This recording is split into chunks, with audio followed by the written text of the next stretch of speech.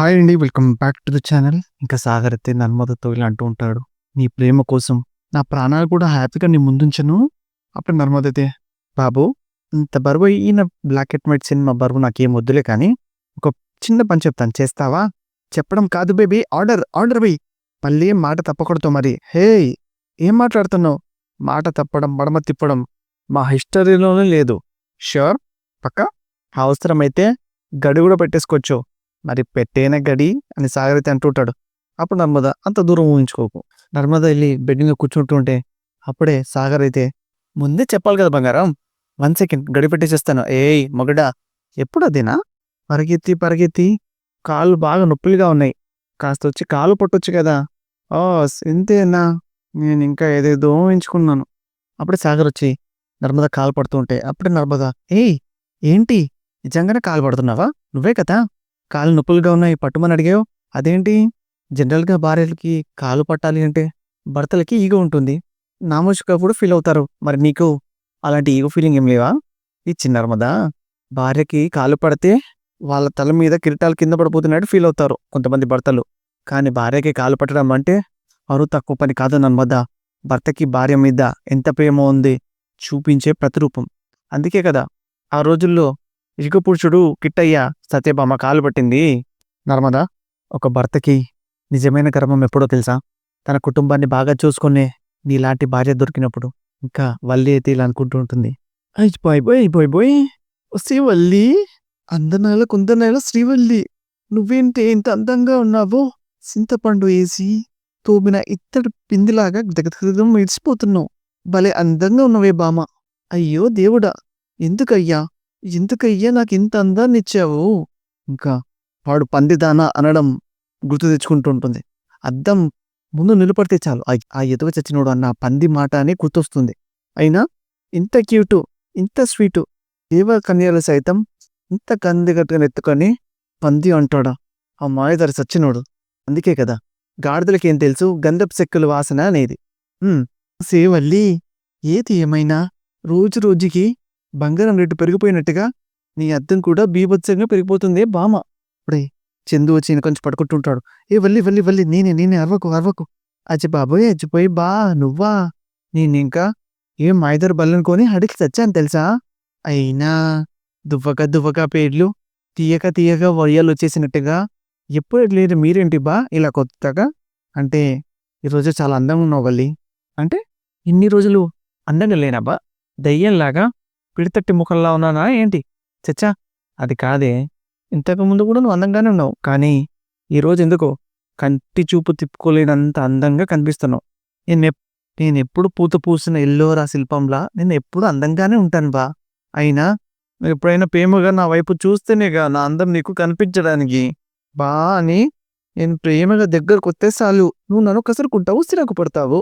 ఏదో పేడల పురుగులాగా ఏడో పిచ్చి కుక్కలాగా నన్ను చూస్తావో. Valli, my dear sweet darling Srivalli అంటూ నీ దగ్గరికి ప్రేమగా వచ్చి నాతో ప్రేమగా మాట్లాడి ఎన్ని రోజులైందసేపు వాళ్ళు 10 లక్షలు ఇయ్యలేదని నువ్వు మాతో ప్రేమతో మాట్లాడడం దేవుడెరుగు. కనీసం నా చేత కాఫీ కూడా తీసుకోలేదు నువ్వు. నిన్నటి దాకా నన్ను పెళ్ళానాలా కాకుండా శత్రువు చూసినట్టు చూసావు బా. ఛీ అని చందు అయితే వెళ్ళిపోతుంటాడు. హై బాబాయ్ బా బా అద్దం దగ్గరకు వెళ్ళి, నీ ముఖం అంట ఏ మనిషివి నువ్వు? మొగుడు ప్రేమగా దగ్గరకు వచ్చినప్పుడు నీ కౌగిల్లో తల వాల్చి అంటూ కౌగిల్లో వాలిపోవాలి. కరిగిపోయాను కరిగిపోయిన వీళ్ళలా అంటూ కౌగిలిలో కరిగిపోవాలి. కానీ పాతేశాలని ఇలా గెలక్కుండా చదువుతారైతే ప్రేమగా దగ్గరకు వచ్చిన మొగుడు సిరాక వెళ్ళిపోయాడు. మళ్ళీ ఎప్పుడుకొస్తాడు ఏంటో. దీన్నే దీన్నే గెలికి తన్నించుకోవడము అంటారు. నిన్ను నిన్ను ఎప్పుడు నీ నోరు తిన్నగా ఉండి సావదు కదే. నా బంగారం లాంటి మొగుడిని బాధ పెట్టి చచ్చావు. ఛీ నీ బతుకుచ్చాడా అని వల్లి అయితే తిట్టుకుంటూ ఉంటుంది. ఇంకా ప్రేమ అయితే అల్లారం పెట్టుకొని లేస్తూ ఉంటుంది. ప్రేమ లేచి, అయ్యో ఇంత టైం అయింది ఏంటి అని ప్రేమ అయితే రెడీ అవుతూ ఉంటుంది. అప్పుడు ప్రేమ అయితే వాటర్ తీసుకొని ధీరజ్ కింద పోస్తూ ఉంటుంది. వర్షం వర్షం, హే హే ఏయ్ రాక్షసి, ఇది నీ పనా? నా మాన నేను హాయిగా ప్రశాంతంగా నిద్రపోతుంటే ఎందుకు వెళ్ళిపోతే చచ్చావు? ఒకసారి టైం ఎంత అయిందో చూడు. టైం కావాలంటే మొబైల్లో వాచ్లో చూడొచ్చుకోవచ్చు కదా. దానికి బంగారం లాంటి దాని నిద్రని డిస్టర్బ్ చేయాలా? నేను టైం చూడమని అంటుంది. నాకు టైం తెలియడం కోసం కాదు నాన్న, నువ్వు టైం తెలియజేసుకోవడం కోసం. నేనెందుకు టైం తెలుసుకోవాలి? రాత్రి ఏదో కోతలు కోసి బిల్డప్ ఇచ్చావు కదమ్మా, ఒకసారి గుర్తు చేసుకో. పాప బంగారం, తమరు కోసిన సొరకాయ కూసలు గుర్తొచ్చాయమ్మా. ఉదయాన్నే 5 గంటలకి లేచి గ్రౌండ్‌కి వెళ్దాం. ఇద్దరం రన్నింగ్ రేస్ పెట్టుకుందాం. ఫిట్‌నెస్ టెస్ట్‌లో ఎవరు గెలుస్తారో చూద్దామని తోలుకొట్టావు కదరా! మళ్ళీ దున్నపోతులో నిద్రపోతావే? అంటే ఇది నైట్ లేట్‌గా పడుకున్నాను. అందుకే మెలుకువ రాలేదు. లేదంటే 4 గంటలకి లేచేవాడిని. అబ్బచ్చా! ఈ కవరేమీ వద్దమ్మా. ఇంతకీ పోటీకొస్తున్నావా? లేదంటే ఓడిపోయానని ఒప్పుకొని పడుకుంటున్నావా? Hello! What are you talking? Fitness టాపింగ్‌లో ఎవరు గెలుస్తున్నారు కాదు. అసలు పోలీస్ అవ్వడానికి నీకు ఫిట్‌నెస్ ఉందో లేదో టెస్ట్ చేయడానికొస్తాం. జస్ట్ ఎ మినిట్ అని ధీరజ్ అయితే రెడీ అవ్వడానికి వెళ్తూ ఉంటాడు. ధీరజ్ రెడీ అయ్యి వచ్చిన తర్వాత, హలో! వెళ్దామా? నీదే లేటు. ఏంటి? ఇలాగే వస్తావా? లేదు. షూ కట్టుకొనొస్తాను. ఓహో! నేనింకా షూని చేతిలో పట్టుకొనొస్తావా అనుకున్నానులే. నేను అడిగింది ఈడ చూడిదార్‌తోనే వస్తావా? ఎంచక్కా ట్రాక్‌లో రావచ్చు కదా అని. నేను ఇలా కూడా పరిగెత్తగలను పద. అప్పుడు తిరుపతి అయితే పడుకొని కలలు కంటూ ఉంటాడు. ఇంకా రామరాజు అటువైపు వెళ్తూ తిరుపతి కాలు తొక్కేస్తూ ఉంటాడు. అప్పుడు తిరుపతి అయ్యో భగవంతుడు! అయ్యో భగవంతుడు! అంటుంటే అప్పుడే రామరాజు ఏదో కాలు చూసుకోకుండా తొక్కేశాను. దానికి ఇలా మొత్తుకుంటున్నావేంట్రా? నా కేకలు కాలు తొక్కినందుకు లేదంటే విరగ్గొట్టినందుకు కాదు బావా. బ్యూటిఫుల్ కలర్‌ని చెదరగొట్టినందుకు. తెల్లవారుజామునే లేవాలి అని బుద్ధి జ్ఞానం లేకుండా దున్నపోతులో తలకు దున్నపోతులో పడుకోవడమే తప్పు. అది చాలదన్నట్టు నీ మొఖానికి కలలో కొట్టి కలలు. బావా నన్నేమనను. దున్నపోతే కాదు పంది అని నన్ను మమ్మీ డాడీ అని నీ ఇష్టం వచ్చినట్టు పర్లేదు నేనేం ఫీల్ అవ్వను. కానీ కుందనపు బొమ్మ లాంటి వయ్యారమైన అందమైన పాట లాంటి రొమాంటిక్ అందుకున్న నా కలలు ఏమనంటే నేను అస్సలు ఊరుకోను. అవసరమైతే నేను బుంగమూతి కూడా పెట్టుకుంటాను. నీ మామ మొహమే చూడలేమో. అలాంటిది ఇంకా బుందమొకటి. ఇంతకీ తమకి వచ్చిన అందమైన కల ఏంటో చెప్పాడు. బయట చలి దుప్పటి ముసుగులో వెచ్చటి గాలి. ఇంత తెల్లవారుజామున వచ్చే కలలు ఎంత రొమాంటిక్‌గా ఉంటాయో. వయసైపోయిన ఇలాంటి మోటు మనిషికి అర్థం కావులే బావా. నువ్వేదో చిన్న బొప్పాయివైనట్టు టీలో కాఫీ కలుపుకునే చేతబట్టి ఇస్తూ నువ్వు ఆ రొమాంటిక్ కలేంటో చెప్పి చావు అని రామోజీ అడుగుతుంటే అప్పుడే ఒళ్ళు విడుచుకున్నట్టుగా ఉంది ప్రకృతి. ఒక మంచుకుని చీల్చుకుంటూ పొలం గట్టు మీద నడుస్తున్న ఒక అందమైన జంట అని తిరుపతి అయితే చెప్తూ ఉంటారు. ఇంకా తిరుపతి ఇలాంటి మంచి కళని నువ్వు గాల్లో ఎగిరిపోయేటట్టు చేసావు బావా అని రామరాజు దగ్గరికి వెళ్ళి అంటుంటే, కానీ ఆ కళ వచ్చినప్పుడు ఉంది బావా ఫీలింగ్ సమ్మరోడికెళ్ళా అంతే. అది నీకు చెప్పిన అర్థం కాదులే బావా. అర్థం చేసుకున్న వయసు కూడా నీకు కాదులే బావా. ఇప్పుడే రామరాజు లేచి ఇందుకే ఇలా కళలతో బతకమంటే నీకు పెళ్లి కాకుండా పోతుంది చేతవా అని రామరాజు అయితే వెళ్ళిపోతుంటాడు. అప్పుడు తిరుపతి అసలు పెళ్లి కావట్లేదని దిగులుతో అల్లాడిపోతుంటే ఇంకా కులుగు తీర్చిపోతున్నాడు. దీన్నే చచ్చిన చేపని ఇంకా చనిపడం అంటారు. కానీ ఏ మాటకి ఆ మాట కళ ఉంది అబ్బా బా బా బా బా బా అని తిరుపతి పాట పాడుతుంటే అప్పుడే రామరాజు అయితే అరే విధవా అంటుంటే బాబా వెళ్ళిపోతుంటాడు. ఇంకా విశ్వ అయితే అమూల్య కోసం వెయిట్ చేస్తూ ఉంటాడు. అప్పుడు వల్లి అయితే అమూల్యని తీసుకొస్తూ ఉంటుంది. అప్పుడు అమూల్య అయితే వల్లి అయితే ఇలా అంటూ ఉంటుంది, ఏంటి వదిన ఎంత ఉదయాన్నే గుడికి తీసుకొచ్చావు? మాట్లాడిద్దామని. ఏంటి? అదే నీకు ఎగ్జామ్స్ వచ్చేస్తున్నాయి కదా, దేవుడితో మాట్లాడేసి మొక్కుకున్నావనుకో నువ్వు సూపర్ మార్కులతో పాస్ అయిపోతావని. నువ్వు నా గురించి ఇంతలా ఆలోచిస్తున్నావు. నువ్వు నిజంగా చాలా మంచిదాని వదినా. అవును, నా చిన్నప్పటి నుంచి జిన్నాల్లో ఇదే టాకు.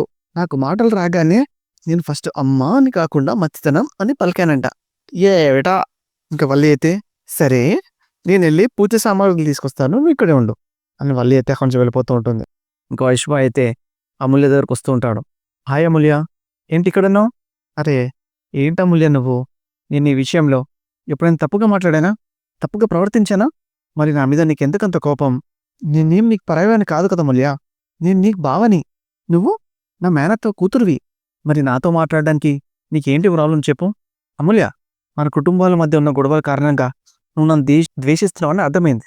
నీ దృష్టిలోని మంచివాడిని మాత్రం కాకపోయిండొచ్చు, కానీ నువ్వు అనుకుంటున్నట్టుగా నీ చెడ్డవాడిని మాత్రం కాదు. ఒకప్పుడు నేను మీ కుటుంబం నాశనం కోరుకున్న మాట నిజమే, కానీ ఇప్పుడు మన 2 కుటుంబాలు కలిసి ఉండాలని కోరుకుంటున్నాను. మొన్నటి వరకు నేను మీ మీద ప్రతీకారం తీసుకోవాలని చూస్తున్నాను, కానీ ఇప్పుడు మనమందరం ప్రేమానురాగాలతో కలిసిమెలిసి ఉండాలి అని మనస్ఫూర్తిగా కోరుకుంటున్నాను. అమూల్య, నువ్వు నమ్మినా నమ్మకపోయినా ఇది నిజం. అందుకే ఆ గుడిలో ఉన్న దేవుడి సాక్షిగా నా మనసులోనే ఉన్న మాట నీకు చెప్పాలనుకుంటున్నాను Amulya. I love you Amulya, I love you అని చెప్తుంటే అమూల్య అయితే షాక్ అయిపోతుంటుంది. ఇవన్నీ వల్లి ఎద్దు చూస్తూ ఉంటుంది. ఇప్పుడు వల్లి అయితే వామ్మో వామ్మో వామ్మో వామ్మో వామ్మో ఈ పర్వతంగాడు కొంప ముచ్చి చంపేశాడు కదా, ఇప్పుడు ఏమవుతుందో ఏంటో. అయ్యో రేయ్, ఏంట్రా పిచ్చి పిచ్చిగా ఉందా? ఒళ్ళు ఎలా ఉందిరా నీకు? లవ్వు గివ్వు అని కూస్తున్నావు అని అమూల్య అంటుంటే అప్పుడే విశ్వ అయితే అయ్యో అమూల్య నేను నిన్ను మనస్ఫూర్తిగా సిన్సియర్గా ప్రేమిస్తున్నాను, చంపేస్తాను. ఇంకా ప్రేమ ధీరజ్ వాళ్ళైతే రన్నింగ్ పోటీ పెట్టుకుంటూ ఉంటారు. ఇంకా ధీరజ్ అలసిపోయి ఆగిపోతుంటాడు. అప్పుడు ప్రేమ చూసావా కాంపిటీషన్లో నువ్వు ఓడిపోయావు. అప్పుడు ధీరజ్ అయితే ఇలా అనుకుంటూ ఉంటాడు, నువ్వు నిజంగా తోపు తురుము అంతే, కానీ నీకు ఇష్టమైన పోలీస్ డిపార్ట్మెంట్లో జాబ్ ట్రై చేయొచ్చు కదా. రే నువ్వు ఆ మాట ఇక్కడ అన్నావు కాబట్టి సరిపోయింది, అదే ఇంట్లో కానీ అన్ని ఉంటే కన్నా ఈ పాటికి బీభత్సం జరిగి ఉండేది అని ప్రేమ అంటుంటే అప్పుడే ధీరజ్ అయితే నువ్వు అవుతావు ప్రేమ అవుతావు, నువ్వు అనుకుంటున్న పోలీస్ ఆఫీసర్ అవుతావు అని ధీరజ్ అయితే అంటూ ఉంటాడు.